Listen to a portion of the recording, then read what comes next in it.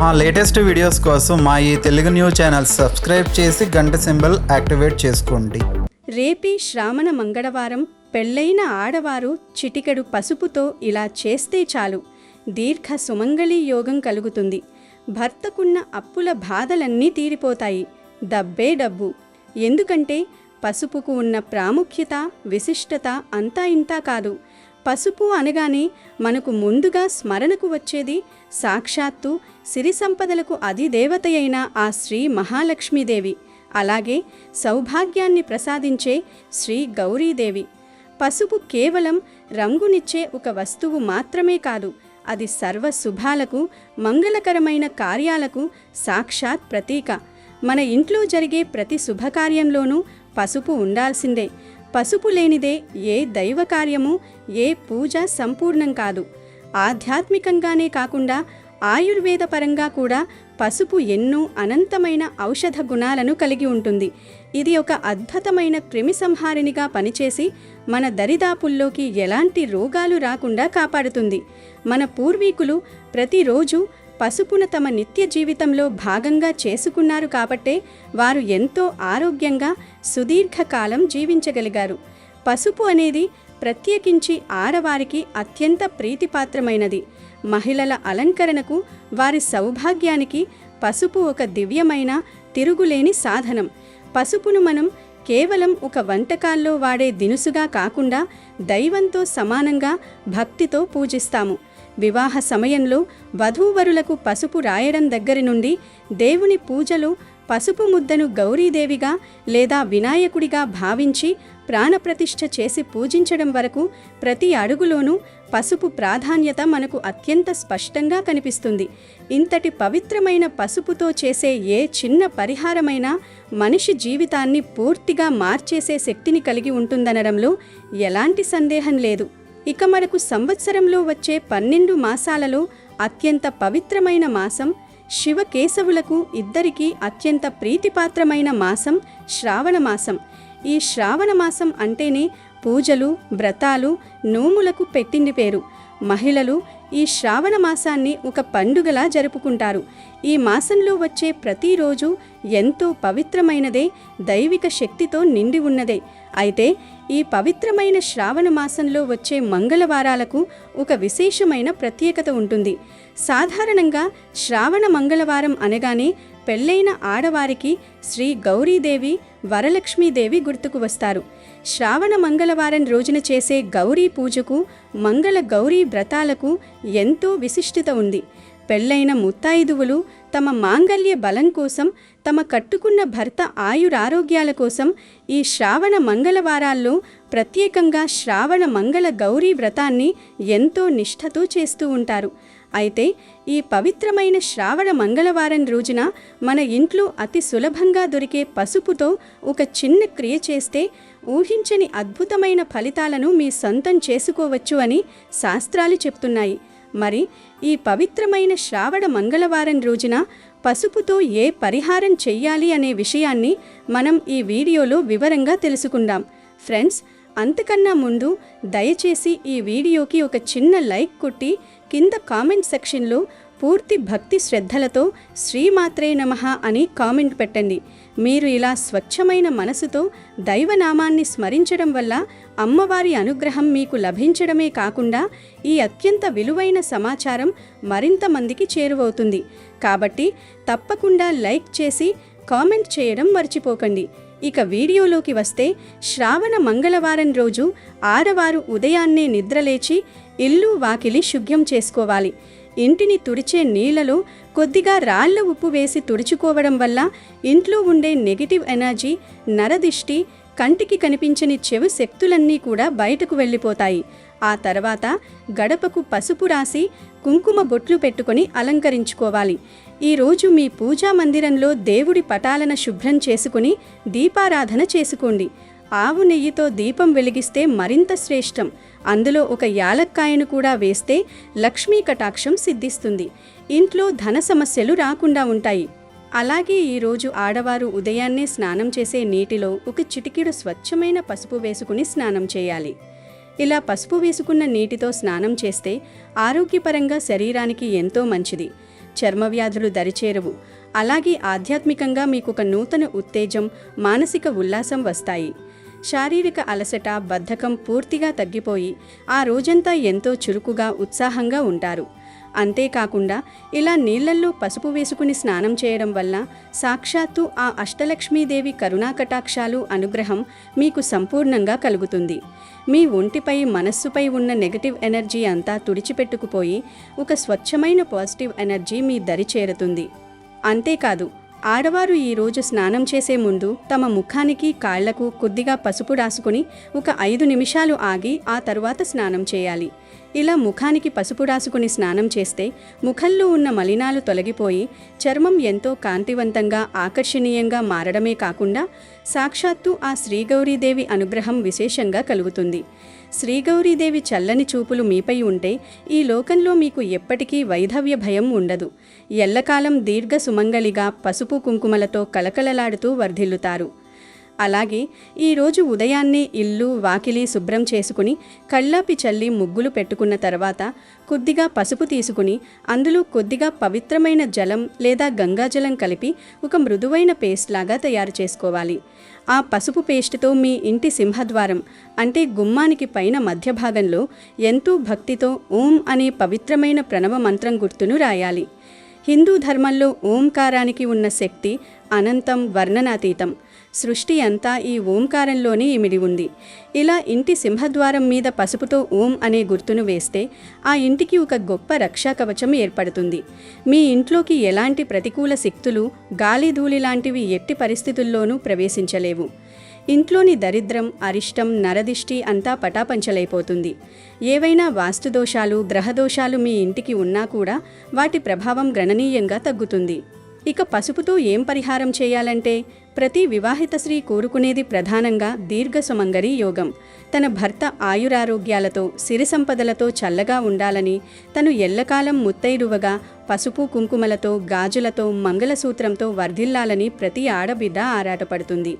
తన ప్రాణనాథుడికి ఏదైనా చిన్న కష్టం వస్తే భార్య మనస్సు తల్లడిల్లిపోతుంది. నేటి ఆధునిక కాలంలో చాలా కుటుంబాలు నిత్యం ఎదుర్కొంటున్న ప్రధాన సమస్య ఆర్థిక ఇబ్బందులు మరియు భరించలేని అప్పుల బాధలు. ఎంత కష్టపడి రాత్రింబవళ్లు శ్రమించి సంపాదించినా ఇంట్లో డబ్బు నిలవకపోవడం, వచ్చిన ఆదాయం వచ్చినట్లే నీళ్లలా ఖర్చయిపోవడం మనం చూస్తూనే ఉన్నాం. అలాగే కుటుంబ అవసరాల కోసం అనుకోని అనారోగ్య ఖర్చుల వల్ల అప్పులు చేయడం, ఆ చేసిన అప్పులు తీర్చలేక, వడ్డీలు కట్టలేక భర్త తీవ్రమైన మానసిక క్షోభకు గురవ్వడం ఎన్నో ఇళ్లలో నిత్యకృత్యమైపోయింది. ఇంటి పెద్ద అయిన భర్తకు ఆర్థిక ఇబ్బందులు ఉన్నాయంటే ఆ ప్రతికూల ప్రభావం, ఆ బాధ కుటుంబం మొత్తం మీద తీవ్రంగా పడుతుంది. అలాంటి దారుణమైన అప్పుల బాధల నుండి మీ భర్త శాశ్వతంగా బయటపడాలన్నా, ఆయన చేపట్టే ప్రతి పనిలోనూ, ప్రతి వ్యాపారంలోనూ విజయం సాధించి విశేషమైన ధనలాభం పొందాలన్నా, మీ కుటుంబం సిరి సంపదలతో దేదీప్యమానంగా తులతూగాలన్నా ఈ శ్రావణ మంగళవారం రోజున ఇంటి ఇల్లావైన ఆడవారు ఒక అద్భుతమైన పరిహారం తప్పకుండా చేయాలి. ఈ పరిహారం చేయడం వల్ల మీ భర్త జాతకంలో ఉన్న దోషాలు తొలగిపోయి అద్భుతమైన అదృష్టం వరిస్తుంది. తద్వారా మీ కుటుంబంలో పేరుకుపోయిన అప్పులన్నీ క్రమక్రమంగా కరిగిపోయి తీరిపోతాయి. అలాగే ఆ జగన్మాత ఆశీస్సులతో మీకు అఖండమైన దీర్ఘ సుమంగళి యోగం కూడా ఖచ్చితంగా కలుగుతుంది. ఈ అప్పుల బాధలు పూర్తిగా పోవాలన్నా, భర్తకి అత్యుత్తమమైన దేహదారుఢ్యం, మంచి ఆరోగ్యం కావాలన్నా, భార్యకు దీర్ఘకాల సుమంగళి యోగం కలగాలన్నా ఈ శ్రావణ మంగళవారం రోజున మీరు చేయవలసిన అత్యంత ముఖ్యమైన పని ఒకటి ఉంది. దీనికోసం మీరు ముందుగా స్వచ్ఛమైన పసుపును సిద్ధం చేసుకోవాలి. బయట మార్కెట్లో దొరికే ప్యాకెట్ పసుపులో రంగులు, రసాయనాలు కల్తీ కలిసే అవకాశం ఎక్కువగా ఉండడం కాబట్టి సాధ్యమైనంత వరకు స్వచ్ఛమైన పసుపు కుమ్ములను బజారు నుండి తెచ్చుకొని వాటిని మీ చేతులతో స్వయంగా రోట్లో దంచిగాని లేదా మిల్లాడించిగాని పసుపు తయారు చేసుకుంటే అది దైవిక కార్యాలకు ఇంకా చాలా మంచిది. ఇలా స్వయంగా శ్రమకూర్చి తయారు చేసుకున్న పసుపులు అపారమైన దైవిక శక్తి, స్వచ్ఛత దాగి ఉంటాయి.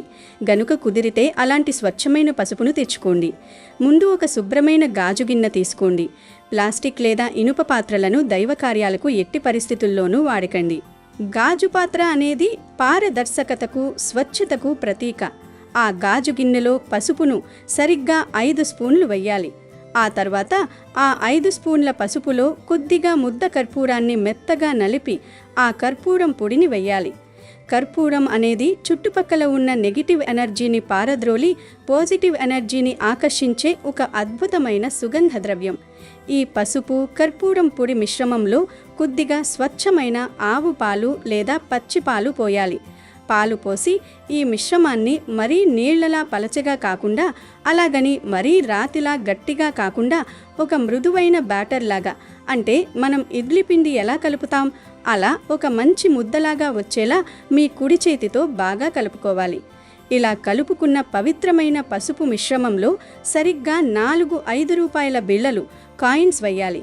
మన భారతీయ సాంప్రదాయంలో 5 రూపాయల బిళ్ళలు సాక్షాత్తు ఆ లక్ష్మీదేవి స్వరూపంగా ధనానికి ప్రతీకగా భావిస్తారు. ఆ 4-5 రూపాయల కాయిన్స్ను ఆ పసుపు ముద్దలో పూర్తిగా లోపలికి మునిగేలా ఉంచేయాలి. కాయిన్స్ బయటకు కనిపించకుండా ఆ పసుపు ముద్దలోనే వాటిని భద్రపరచాలి. ఆ తర్వాత ఈ పవిత్రమైన పసుపు గిన్నెను ఎంతో భక్తి శ్రద్ధలతో మీ 2 చేతులతో తీసుకువెళ్ళి మీ ఇంటి పూజ గదిలో అమ్మవారి ఫోటో ముందు పెట్టాలి. లక్ష్మీదేవి లేదా గౌరీదేవి లేదా రాజరాజేశ్వరీదేవి ఫోటో ముందు పెడితే మరీ విశేషమైన ఫలితం దక్కుతుంది.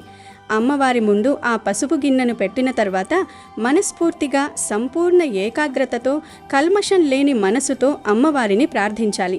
మీ 2 చేతులు జోడించి, అమ్మ, నా భర్తకు ఆయురారోగ్యాలు ప్రసాదించు తల్లి, నాకు ఎల్లకాలం దీర్ఘ సుమంగళి యోగము కలిగేలా దీవించు, నా భర్త పడుతున్న మానసిక వేదన, ఆర్థిక ఇబ్బందులు, అప్పుల బాధలు అన్నీ పూర్తిగా తొలగిపోయి ఆయనకు అన్ని విధాలా కలిసి వచ్చేలా ఆశీర్వదించు, ఆయన చేసే వృత్తిలో వ్యాపారాల్లో ఎనలేని ధనలాభం కలగాలి, మా కుటుంబానికి ధనం ఎప్పుడూ బాగా కలిసి రావాలి, మా ఇంట్లో లక్ష్మీ కటాక్షం ఎల్లప్పుడూ నిలిచి ఉండాలి అని మీకు ఉన్న కష్టాలను, బాధలను, కోరికలను అమ్మవారికి కన్నీటితో విన్నవించుకోవాలి.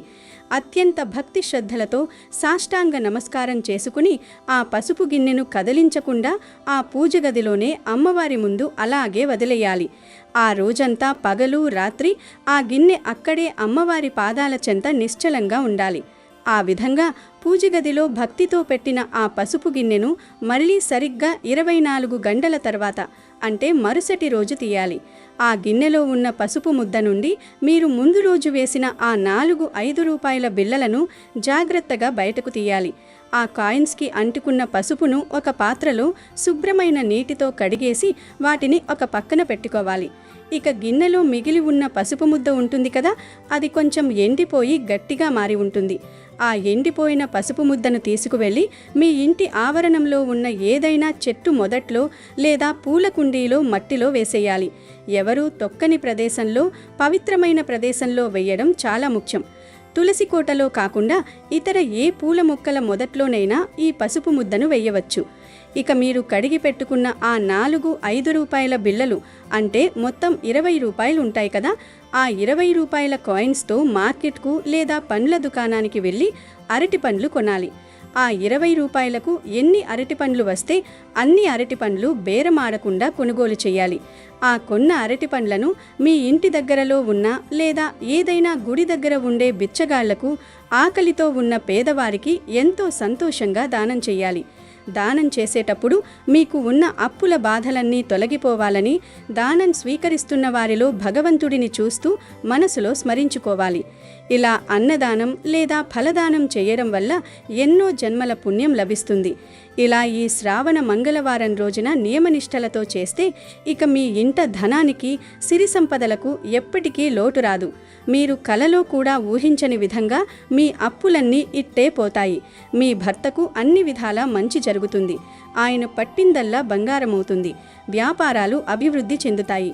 మీ కుటుంబం ఎల్లప్పుడూ సంతోషంగా, ప్రశాంతంగా ఉంటుంది. ఇక ఇప్పుడు చివరిగా శ్రావణ మంగళగౌరీ వ్రతాన్ని విందాం. ఈ కథను ఒక్కసారి శ్రద్ధగా వింటే చాలు. స్త్రీలకు వైధవ్యం అనేది రాకుండా మంగళగౌరీదేవి కాపాడుతుంది. ఒకసారి శివపార్వతులకు ప్రణయ కలహం వచ్చింది. మహాశివుడు పార్వతీదేవిని ఆట పట్టిస్తూ నల్లని దాన అని అనటం వలన అమ్మవారు ఆ మాటలకు అలిగి ఎలాగైనా చక్కటి రంగును తెచ్చుకోవాలని సంకల్పం పూని మేనిఛాయ కోసం తపస్సు చేసింది. ఆ తపస్సు ద్వారా గౌరవర్ణాన్ని పొందింది. గౌరవర్ణం అంటే ఎరుపు రంగు అని అర్థం. ఆ విధంగా గౌరవర్ణంలోనికి మారటం వలన పార్వతీదేవి గౌరీదేవి అయ్యింది. ఈ విధంగా మారటం గ్రహించిన మహాశివుడు పార్వతీదేవికి ఒక వరం ఇచ్చాడు. ఎవరైతే శ్రావణ మంగళవారం రోజు గౌరీదేవిని భక్తి శ్రద్ధలతో పూజిస్తారో అలాంటి వారికి సకల శుభాలు కలుగుతాయని, ఐశ్వర్యం సిద్ధిస్తుందని, అన్ని బాధలు పోతాయని శివుడు వరం ఇచ్చాడు. అప్పటి నుండి శ్రావణ మంగళవారాలలో మంగళ గౌరీ వ్రతం చేయటం ఆచారంగా వస్తుంది.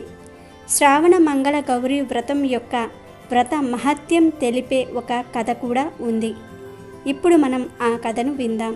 ఒకసారి ద్రౌపదీదేవి శ్రీకృష్ణుని వద్దకు వెళ్ళి, అన్నా, మహిళలకు వైదవ్యాన్ని కలిగించని వ్రతం ఏదైనా ఉంటే చెప్పమని అడుగ్గా శ్రీకృష్ణుడు వెంటనే మంగళ గౌరీదేవి మహాదేవత, ఆది పరాశక్తియే మంగళ గౌరీదేవిగా ప్రసిద్ధి చెందింది. త్రిపురాసుర సంహార సమయంలో పరమశివుడు మంగళ గౌరీదేవిని పూజించి విజయం సాధించాడు. అంగారకుడు మంగళ గౌరీదేవిని పూజించి గ్రహరాజై మంగళ వారానికి అధిపతిగా వెలుగొందుతూ ఉన్నాడు. ఆ మంగళ గౌరిని పూజిస్తూ శ్రావణమాస మంగళవారాలలో వ్రతాన్ని ఆచరించినట్లయితే వైదవ్యం ప్రాప్తించదు. మంగళ గౌరి వ్రత మహత్యాన్ని తెలిపే ఒక కథ చెప్తాను విను అంటూ శ్రీకృష్ణుడు ఇలా చెప్పసాగాడు. చాలా కాలం క్రితం జయపాలుడనే రాజు మహిస్మతి నగరాన్ని పాలించేవాడు. భోగభాగ్యాలు ఎన్ని ఉంటేనే ఆయనకు సంతానం కలగలేదు. ఆ దంపతులకు అదే దిగులు. ఎన్ని నోములు నోచినా, ఎన్ని దానాలు చేసినా ఫలితం మాత్రం శూన్యము. చివరికి పరమేశ్వరుడికి ఆ మహారాజు దంపతులపై కరుణ కలిగినది. పరమేశ్వరుడు ఓ సన్యాసి రూపంలో జయపాలుని నగరానికి వచ్చి అంతఃపురం బయట ద్వారము వద్ద నిలబడి భవతి భిక్షాందేహి అనేసి అక్కడి నుండి వెళ్ళిపోయాడు. జయపాలుని భార్య పల్లెంలో సంబరాలు సమకూర్చుకొని భిక్ష వేసేందుకు వచ్చే లోపలే ఆ సన్యాసి వెళ్ళిపోయాడు. ఇలా 3 రోజులు జరిగింది. జరిగిందంతా కూడా భర్తకు వివరించింది జయపాలుని భార్య. రేపు ఆ సన్యాసి వచ్చే ముందే నీవు సిద్ధంగా ఉండమని భార్యతో చెప్పాడు రాజు. మరుసటి రోజు సన్యాసి రావటం మహారాణి బంగారు పళ్ళెంతో సహా భిక్ష వెయ్యబోయింది. ఆ సన్యాసి ఆ భిక్షను స్వీకరించక, సంతానము లేని నీ చేతి భిక్ష నేను స్వీకరించనని పలికేసరికి జయపాలుని భార్య ఇలా అంది, అయితే మహాత్మా, సంతానము కలిగే మార్గాన్ని ఉపదేశించండి అని వేడుకుంది. అప్పుడు ఆ సన్యాసి రూపంలో ఉన్న ఈశ్వరుడు, అమ్మా, నేను చెప్పబోయేది నీ భర్తకు తెలియజెయ్యి. నీలం రంగు వస్త్రాలను ధరించి నీలం రంగు అశ్వాన్ని అధిరోహించి ఒంటరిగా నీ భర్తను నగరం తూర్పు దిక్కుకు వెళ్ళమను. అక్కడ అరణ్యంలో అతని నీలాశ్వం ఎక్కడ అలసటితో కింద పడుతుందో అక్కడ దిగి తవ్వమను. ఆ తవ్వకము నుండి ఒక స్వర్ణ దేవాలయం బయటపడుతుంది. ఆ స్వర్ణ దేవాలయంలో ఉండే అమ్మవారిని భక్తి శ్రద్ధలతో పూజిస్తే ఆమె మీకు సంతానాన్ని ఇస్తుంది అని చెప్పి అక్కడి నుండి వెళ్ళిపోయాడు సన్యాసి రూపి అయిన శివుడు. ఈ విషయమంతా భర్తకు చెప్పి ఆ విధంగా చేయసాగారు రాజదంపతులు. జయపాలుడు నీలం రంగు వస్త్రాలను ధరించి నీలం రంగు అశ్వాన్ని అధిరోహించి ఒంటరిగా నగరం తూర్పు దిక్కుకు వెళ్ళాడు. అక్కడ అరణ్యంలో అతని నీలాశ్వం ఒక చోట అలసటతో కింద పడిపోయింది. జయపాలుడు అక్కడ దిగి త్రవ్వాడు. ఆ త్రవ్వకము నుండి ఒక స్వర్ణ దేవాలయం బయటపడింది. స్వర్ణ దేవాలయంలో ఉన్న అమ్మవారిని జయపాలుడు ప్రార్థించాడు. జయపాలుని భక్తికి మెచ్చి ధనాన్ని ఇస్తాను, కోరుకోమంది అమ్మవారు. నాకు ధనము వద్దు, సంతానము కావాలని అన్నాడు జయపాలుడు. అప్పుడు అమ్మవారు, దీర్ఘాయువు వైదవ్యము కల కన్య కావాలా, అల్పాయుష్కుడు సజ్జనుడు అయిన కుమారుడు కావాలా, కోరుకోమని అడిగింది. దానికి రాజు పితృదేవతలను ఉద్ధరించేందుకు కుమారుడే కావాలని కోరుకున్నాడు. అప్పుడా దేవి ఆ రాజును తన పార్శ్వమున ఉన్న గణపతి నాభియందు అడుగువేచి చెంతనే ఉన్న చూత వృక్ష ఫలాన్ని తీసుకుని వెళ్ళి నీ భార్యకు ఇవ్వు అని అంతర్ధానమయ్యెను. జయపాలుడు ఆ వృక్షానికి ఉన్న పండ్లన్నీ కూడా కోసేసరికి గణపతికి కోపం వచ్చింది. ఇందుకు ఫలితంగా నీకు జన్మించే కుమారుడు 16వ ఏట సర్పం బారిన పడి మరణిస్తాడని గణపతి రాజును శపిస్తాడు. ఈ విధంగా కొన్నాళ్లకు జయపాలుని భార్య ఒక కుమారుణ్ణి కన్నది. ఆ కుమారుడి పేరు శివుడు. ఆ కుర్రవాడికి వయసొచ్చింది. వివాహము జరిగితే కుమారుడికి ఆయుష్ పెరుగుతుందేమోనని భావించి కుమారుడికి వివాహం చేద్దాం అని భర్తతో అన్నది.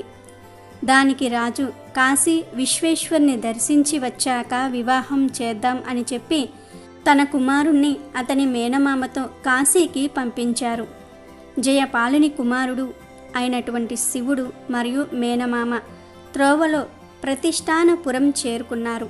అక్కడ వారిద్దరూ కూడా ఓ సత్రంలోనికి ప్రవేశించారు. ఆ సత్రంలో కొందరు కన్యలు ఆడుకుంటూ ఉన్నారు.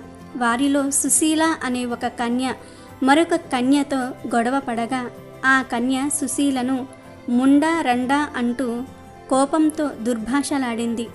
అప్పుడు సుశీల, మా అమ్మగారు మంగళగౌరీ వ్రతం చేస్తూ ఉంటుంది కాబట్టి మా కుటుంబంలో ఎవ్వరూ ముండలు రండలు ఉండరు అంది కోపంతో. జయపాలుని కుమారుడు అయినటువంటి శివుడు, అతని మేనమామ ఇదంతా కూడా జరిగేటప్పుడు అక్కడే ఉన్నారు. తన మేనల్లుడు అల్పాయుషుడు అన్న సంగతి మేనమామకు తెలుసు. మా ఇంట్లో ముండలు రండలు ఎవ్వరూ ఉండరు, మా అమ్మ శ్రావణ మంగళ గౌరీ వ్రతం చేస్తూ ఉంటుంది అన్న సుశీల మాట వినేసరికి శివుడి మేనమామకు ఓ ఉపాయం తోస్తుంది. సుశీలను శివుడికి ఇచ్చి వివాహము జరిపిస్తే అతనికి తప్పకుండా మంగళ గౌరీదేవి అనుగ్రహం లభించి పరిపూర్ణ ఆయుష్కుడు అవుతాడని భావిస్తాడు. మేనల్లుడు శివునితో సహా శివుని మేనమామ ధ్యానములో ఉన్న సుశీల తల్లిదండ్రుల వద్దకు చేరి శివుడనే బాలుడు నీ కూతురుకు తగిన భర్త అని దేవుని వాక్యముగా వారిని నమ్మిస్తాడు. దాంతో సుశీల శివుడుల వివాహం జరిగిపోతుంది. పెళ్ళైన ఆ కొత్త దంపతులు ఆ రాత్రి బ్రహ్మచర్య వ్రతాన్ని పాటిస్తారు. మంగళ గౌరీదేవి ముత్తైదువు రూపంలో సుశీలకు కలలో కనబడి నీ భర్త అల్పాయుష్కుడు, ఈ రాత్రితో అతని ఆయువు చెల్లింది, ఈ దోషమునకు మార్గము చెబుతాను విను అని ఈ విధంగా చెప్పింది. కొద్దిసేపట్లో ఒక కృష్ణ సర్పము నీ భర్తను కరవడానికి వస్తుంది. వెంటనే నీవు నిండా పాలు ఉన్న ఓ కుండను దాన్ని ముందు ఉంచు. అప్పుడు పాము ఆ ఘట్టంలోనికి ప్రవేశించాక, అంటే ఆ కుండలోనికి ప్రవేశించాక వస్త్రముతో ఆ కుండ మూతిని గట్టిగా కట్టి ఉదయాన్నే దాన్ని నీ తల్లికి వాయనం ఇవ్వు. దాంతో నీ భర్త గండము తప్పిపోతుంది అని అంతర్ధానమవుతుంది. సుశీల అలాగే చేస్తుంది. సుశీల తల్లి ఆ కుండ విప్పి చూడగానే దానిలో పాము బంగారు పాముగా మారిపోయి ఉంటుంది. తర్వాత శివుడు తన మేనమామతో కాశీయాత్ర పూర్తి చేసుకుని తిరిగి ప్రయాణములో భార్య సుశీలను తనతో పాటు ఇంటికి తీసుకుని వెళ్తాడు. విషయము తెలుసుకుందామని శివుడు సుశీలను తన ఆయువు ఎలా పెరిగిందని అడుగగా అంతా శ్రావణ మంగళ గౌరీ వ్రత ప్రభావమని చెప్పినది. కాబట్టి ద్రౌపది మంగళ గౌరీ వ్రతం చాలా విశేషమైనది. ఈ వ్రతాన్ని ఆచరించిన వారు సకల సౌభాగ్యాలతో వర్ధిల్లుతారు. శ్రావణ మాస మంగళవారాలలో వ్రతాన్ని ఆచరించినట్లయితే వైధవ్యం ప్రాప్తించదు అని కృష్ణుడు ఈ కథను ద్రౌపదికి చెప్పారు. అమెజాన్లో బెస్ట్ డిస్కౌంట్స్ కోసం వీడియో డిస్క్రిప్షన్లో లింకు ఉంది, చూడండి. అలాగే మా టెలిగ్రామ్ ఛానల్ సబ్స్క్రైబ్ చేసుకోండి.